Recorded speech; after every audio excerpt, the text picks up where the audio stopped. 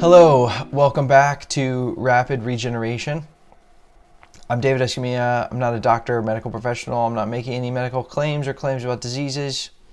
I am on a mission to help you to solve your health problems, to put yourself in a state where you feel good, you look good, you have energy, longevity, vibrance, and away from a place where you're suffering, have discomfort, irritation, pain, like I suffered for many years before I discovered the information to alkalize my body and heal myself. So in gaining that understanding of how to do that is gaining the understanding of how stuff works. And the more committed that you become to eating foods that are healthy, that are alkalizing, and that are going to help your body, activate its own self-healing process, then the more you should seek to understand the nature of different foods.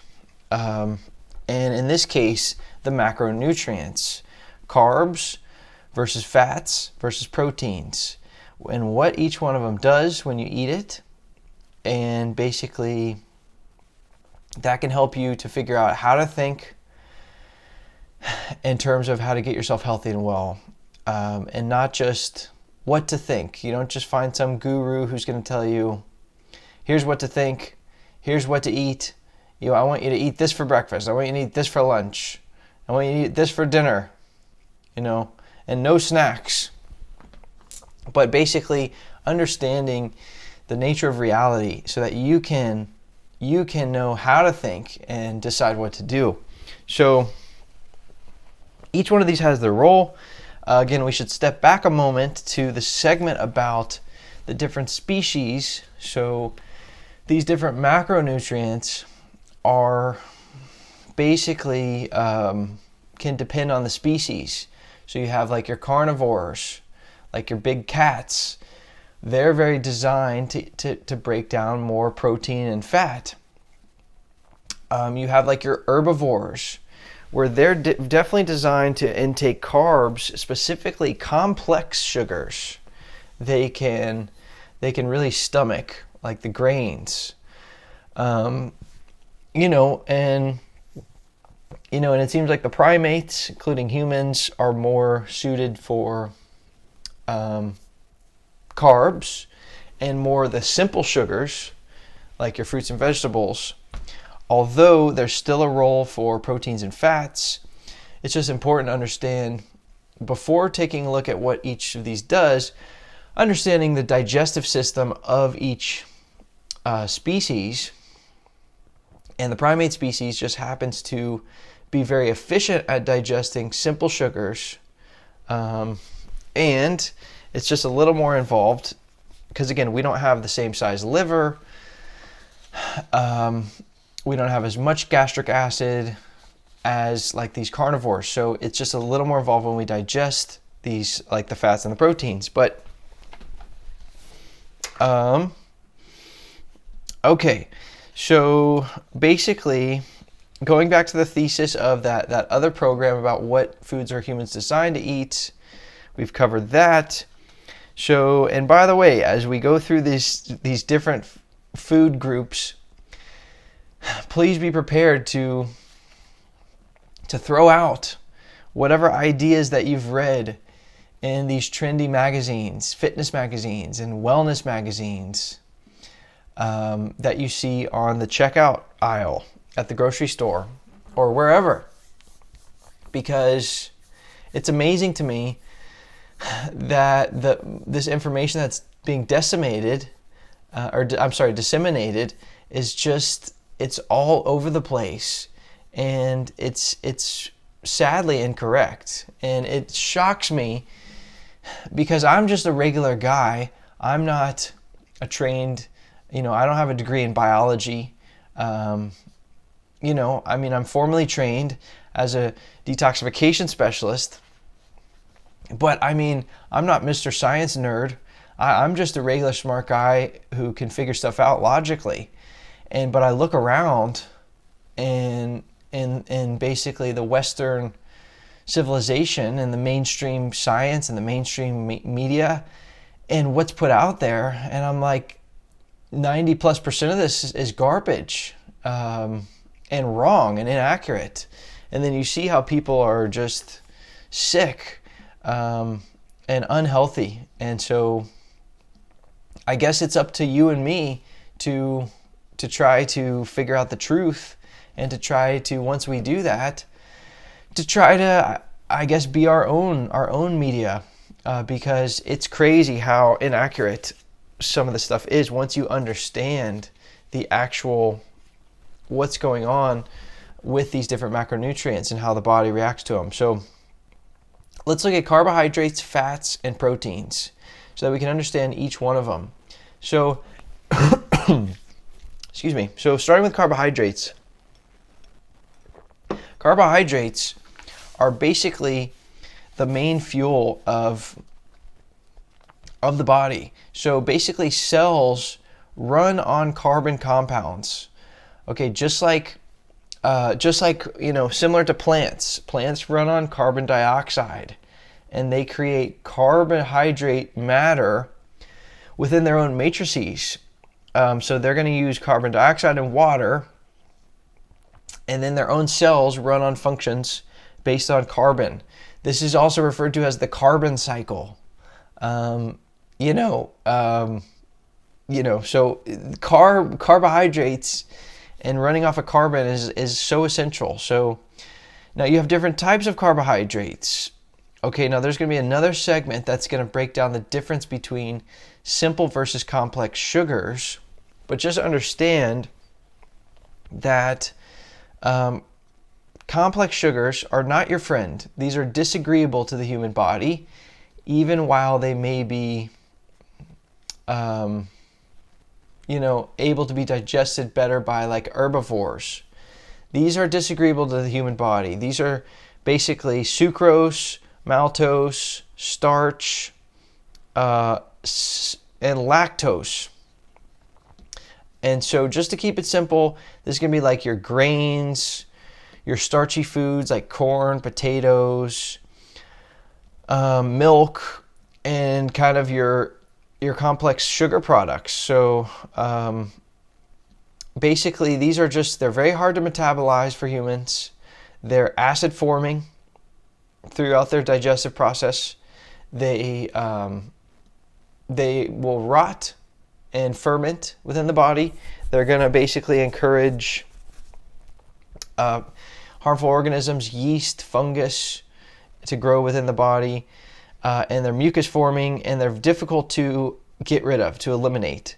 Okay, so now all sugar is basically lambasted in the media, almost as if it's the devil. Well, in fact, that's half true. I agree that complex sugars are extremely bad for health and wellness. Processed sugars like white sugar and complex sugars, but simple sugars, it's the most necessary kind of fuel for the body. There's only two main kinds of simple sugars, which is glucose and fructose. Now there's a couple other ones, but they're basically subsidiaries of glucose and fructose, which comes from vegetables and fruits. So this should be no big shocker that fruits and vegetables are healthy and good for you.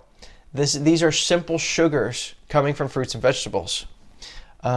So even if you eat complex sugars, just understand, basically it still gets broken down to simple sugars. So it's just going to take a lot more digestive process, metabolitic process, and going to create a lot more acids and wastes if you eat complex sugars, because your body then has to break them down to simple sugars. So if you just eat simple sugars, that's what the body runs on. It runs on its cellular carbon cycle. It consumes carbonic compounds from the carbon in simple sugars. So fructose is going to be the best. That's from fruits, has the highest energetic levels. Um, Glucose, basically, from vegetables, it's not as energetic. It takes more energy to use glucose because it requires more insulin and it requires more ADP, which is cell energy, to get actually into the cell wall. This goes back to the utilization, how the body uses food. So fructose does not need that as much, and it can actually pass through the cell wall via actual chemical diffusion. And this is partly due to the high electrical energy of fruit sugar.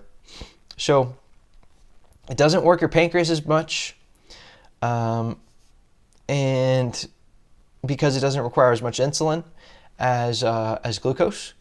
And if you're eating simple sugars, your liver and your kidneys don't have to do as much work like with other foods that we're going to look at, like with protein and fat.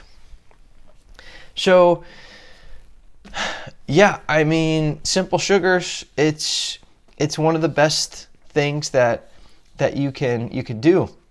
Whereas if you eat complex sugars, there's a lot of blowback.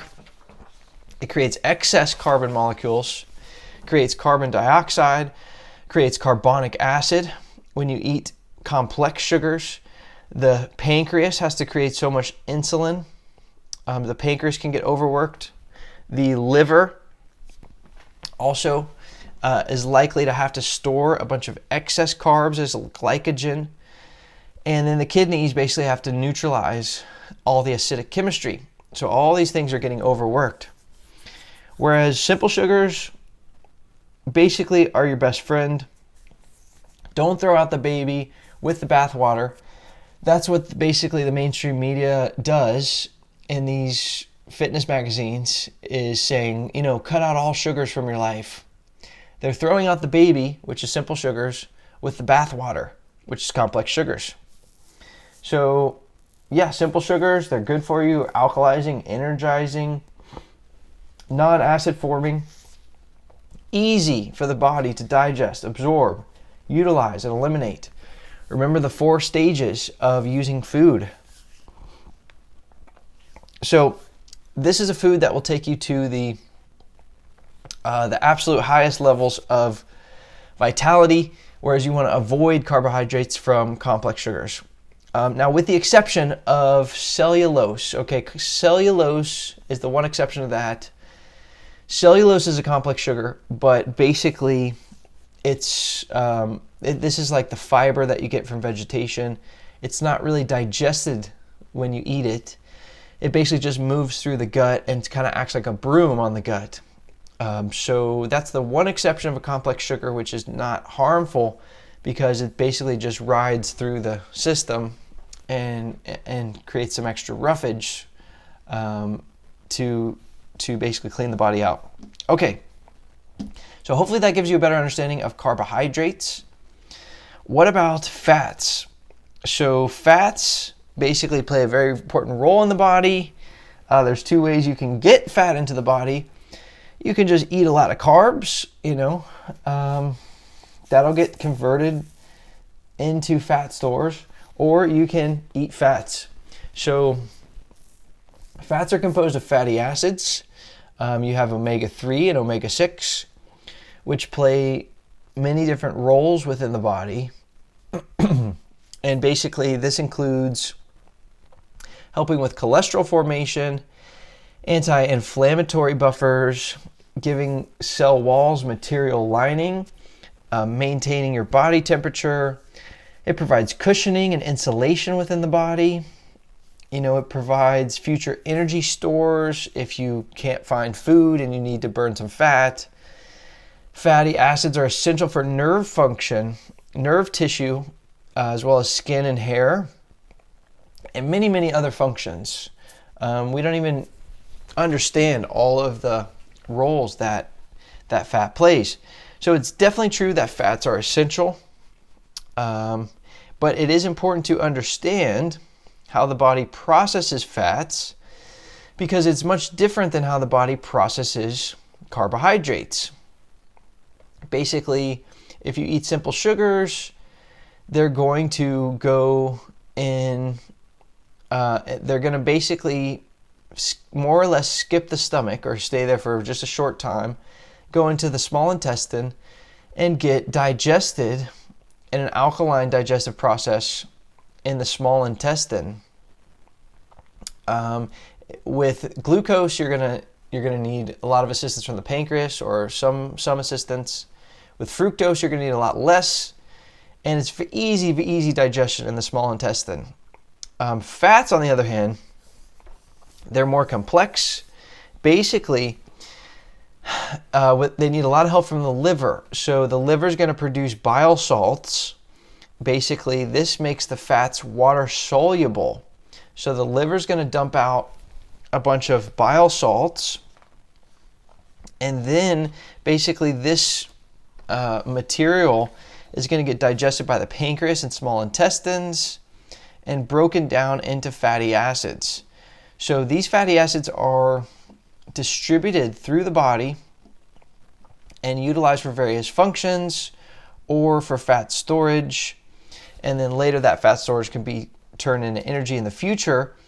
Now, do keep in mind that when you have fats that are being digested and they're being converted from one form to another, like when you have fats that get stored as excess fat and then later you burn that as fuel, that creates more acidic byproducts as compared with just simply digesting fructose or glucose. So, basically, this is where you have ketosis. Now, this is also all the rage in the keto diet and this type of thing, where you're eating a high-fat, maybe high-protein diet and very, very minimal carbs. So when your body goes into a state of ketosis, I find it unbelievable that this is recommended as a strategy for wellness because, in my opinion, it's very dangerous. Basically,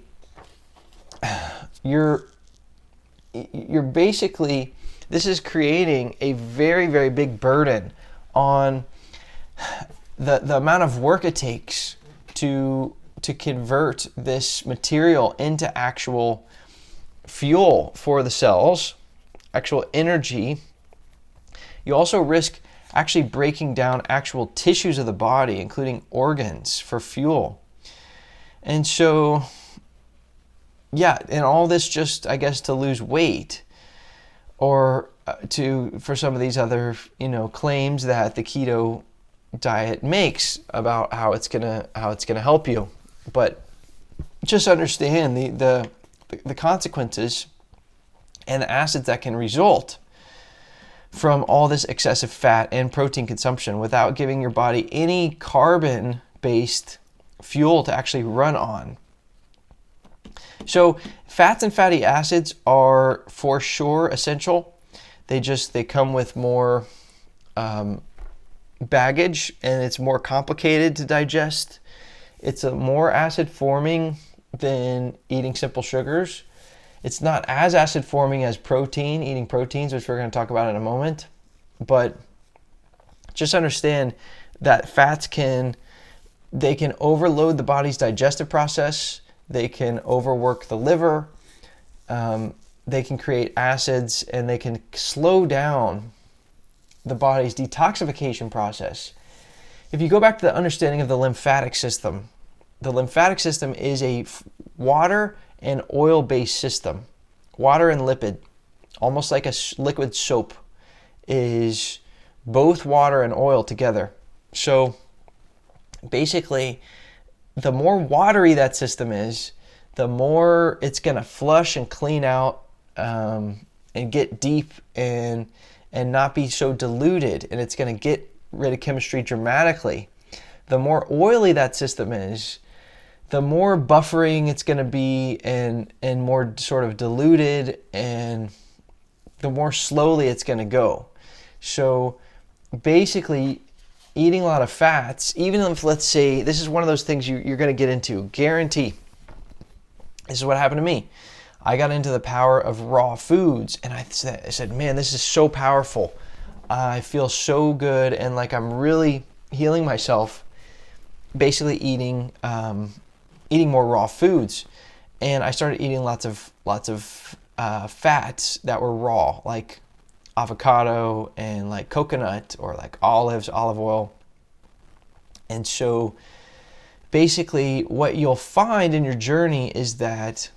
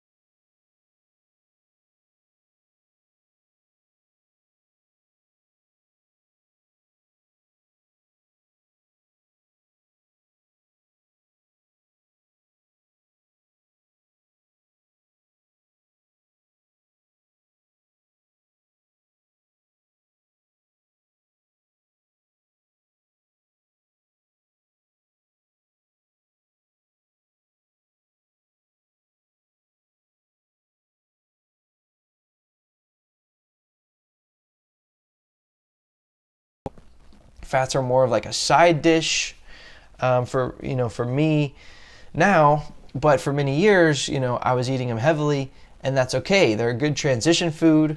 If you're used to eating the all-American diet or the modern diet, and you're trying to transition, don't be afraid to use them as your friends, especially like your raw food kind of fats, and like your fruits and stuff like that. Just be aware of this. Just have an awareness about this. So my intuition tells me that that's kind of the role of fat. It's kind of more of a side dish. It's something that we need, but you can overdo it, and it can kind of overtax the body and slow down your cleansing. It is okay to crave fats. We've been conditioned by the food industry to crave fats. Just don't let it hold you back, and have an awareness about what it's doing. Because I've seen people get stuck in a rut and hit a plateau in their journey because they get too comfortable with eating these fats, and then their body's detox speed, it just kind of slows to a crawl. And this is all about rapid regeneration. So how quickly do you want to solve your health problems? As quickly as possible. So just keep that in mind. So hopefully that gives you a better understanding of fats and fatty acids. Okay, lastly, so proteins. Let's address this important food. This is the food that gets all the glory nowadays. Oh, you got to eat more protein. Make sure you're getting protein and all this kind of stuff. So this is really the star of the show in terms of these trendy magazines. So let's understand what is it really. So now proteins, really, this section might as well be called amino acids, because all proteins is basically a compound structures that are made up of amino acids. And when you eat these proteins, your body breaks them back down into amino acids. Your body uses amino acids. Your body loves amino acids. It needs amino acids. It doesn't use protein. It can't use protein. There's nothing that it can do with it until it breaks it down into amino acids. You have essential and non-essential amino acids. These are, very important for so many organs and systems, including repair, structural support, building tissue. How about building muscle tissue? If you want to really just get into it, and so many other functions. So, but just understand, amino acids, they're super important. They have their functions, but they're not a fuel like carbon inputs are a fuel. Sugars are a fuel. Even fatty acids can be stored as fuel. They can later be broken down by the liver into glycogen and used as fuel. Amino acids are not a fuel. So basically just understand that. It's a non-nutritive, it's a non-fuel type of role. So people are obsessed with proteins. They say, where do you get your proteins? And if you're into the chef world, the protein on the plate, is the star. It's the star of the show. And, we're very obsessed with proteins in today's culture. I think this comes from also our meat eating culture, with meat being so stimulating and delicious, that we have become obsessed with proteins. But, it is important to understand how a protein gets digested. And yes, there are great qualities of amino acids, and we need them. But there's a liability of protein as well. So when you digest a protein, it's not as simple as digesting simple sugars. Similar to consuming fats, it goes through an extensive process, although it's even more extensive and more acid forming. Basically, these proteins have to be hydrolyzed before the amino acids can be extracted and utilized. So basically the stomach, people think of the stomach as an acid chamber, but really the stomach is only going to secrete acids to the degree that, the more protein that you're putting into it, the more acids it's gonna secrete. So if you eat protein, if you eat a big hunk of protein, the stomach is going to secrete hydrochloric acid, which are basically these acidic juices to pre-digest the protein and break it down. Then it's going to send it into the small intestine. The pancreas further digests it using enzymes and an alkaline digestive process. Finally, the intestines secrete enzymes. Now, it's gonna convert the twice digested matter into its final form, which is amino acids. Then the amino acids can be used, can be distributed, and everything like that. So this is an extensive process. It requires a lot of extra efforts by the body, in terms of the stomach, in terms of the pancreas. The liver is involved if there's fat from these. Most of the time when you're eating protein, it's also going to have fat. So the liver's going to have to basically get involved to dump out bile salts. So basically this is overworking these, it's just working hard, these different systems.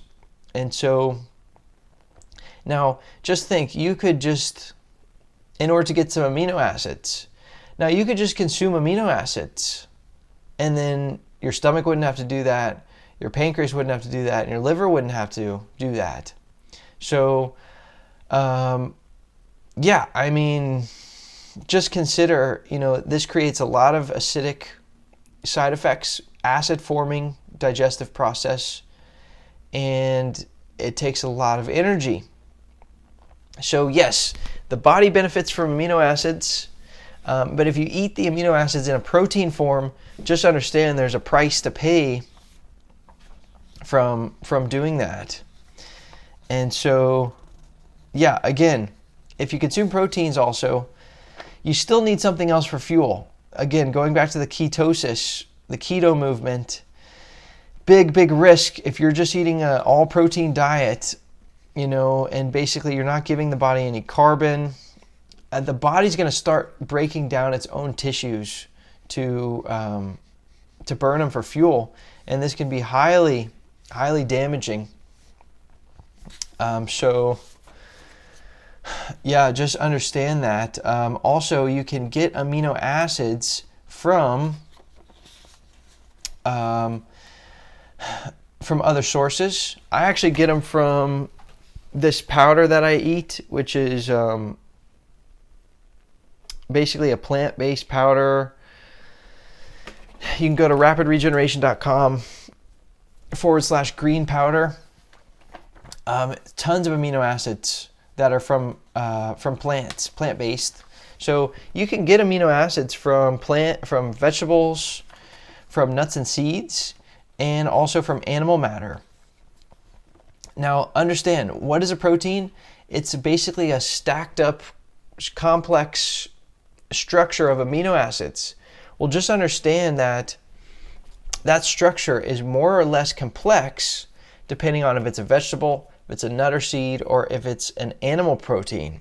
So basically, if the protein comes from a plant source, like vegetables are the most simple structure, and nuts and seeds are slightly more complex of a structure to break down back into amino acids.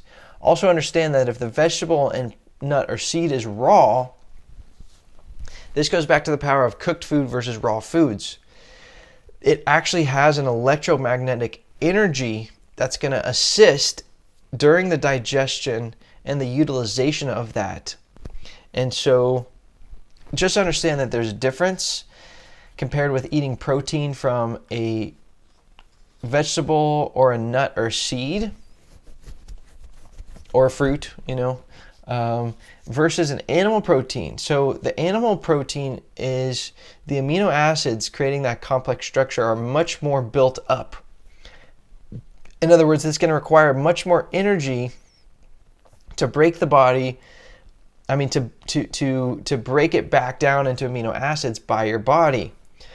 Not only that, but it's not going to have any assistance of electromagnetic energy, because when you cook meat, it takes the angstroms down to zero. It has zero electrical energy. And so just understand that. Now all basically proteins are acid forming to some degree, but they're going to be more or less acid forming depending on which type of protein it is. Animal type of protein is basically going to be the most acid forming. Cooked animal meat, basically, the result of it's a food that it takes more than it gives, and it requires more energy to digest it than the actual energy that you're going to get from it. It creates uric acid, phosphoric acid, sulfuric acid. It basically takes electrolytes from the body in the acidic process. And yeah, basically, it's just that's the difference between kind of your animal protein and plant protein. And some plant proteins, like for example, the certain raw vegetables, certain nuts and seeds, especially like chia seeds or hemp seeds, can have extraordinary benefits. Now, you still don't want to consume that, super crazy amounts of it, because you can still have too much acid forming even from your plant-based proteins. So yes, just understand basically the difference between animal and plant proteins, and sort of consuming them. So, animal proteins can throw off the mineral balances. They can create mucus forming. Basically, they ferment, in the gut while being broken down. They can invite parasites. A lot of parasites like to live on basically rotting meat, rotting flesh, animal tissue. So this is not a section that's saying you should never eat meat, you should never eat fish, you should never eat eggs or dairy. Okay, you decide that for yourself. Okay, it's not about telling you what to think. This is about how to think, how to understand what's a carb, what's a fatty acid, what's a protein, what are the different types of carbs, what are the different types of fats? What are the different types of proteins? And how does the body react differently? And given that knowledge, what should I do? This is not about living in some kind of a bubble where you're just extreme to one side and, you're a Puritan and you basically just live like a monk. I mean, you live on a planet and nobody's going to be perfect. And so, yes, but how much do you eat certain things, or are you going to cut them out completely? Or, we can't be perfect, but basically you can take this knowledge and decide which direction you want to go and transition and so forth. So in conclusion of all that was a lot of information. I know it's a little bit tedious, a little bit academic, and hopefully not too boring, but this knowledge is super critical. So if you've hung in there till the end, till now, amazing job. Okay, good job. You get a gold star. And this information is going to serve you well. I'm telling you, it's a game changer. So in conclusion, proteins and fats definitely have their role. But you know what? Carbohydrates, and specifically simple sugars, are the star of the show. Proteins and fats can be more delicious, succulent, savory, and habit forming maybe to eat. But as you keep getting more healthy, keep getting more energetic, you might find yourself, eating less proteins and fats and more servings of fruits and vegetables. So don't worry too much about, giving all this stuff up or something like that, or going extreme. Just be aware of what these things are and point your ship in the direction, your rudder, of where you want to go. Knowledge is power. If it's the right knowledge, and this intel will take you very, very far. And so, once again, great job. What are we covering next on the next segment? So a couple more segments, just understanding the basics of food and what to watch out for. Things that I so wish that I knew. This information was just for some reason, so difficult for me to find. And it just took me years, and it was all scattered. And there were times when I was just like, hey, don't just look down, God. Help me out here.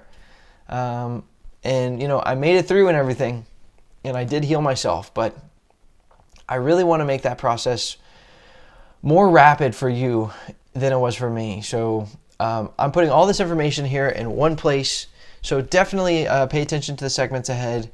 Round out your knowledge, gain a complete and total understanding of the nature of reality, and then we'll get more into more practical tips and tricks.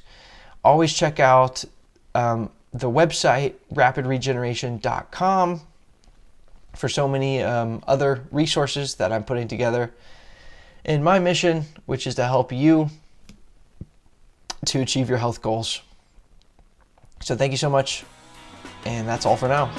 For more information, please follow @Rapid Regeneration or visit rapidregeneration.com.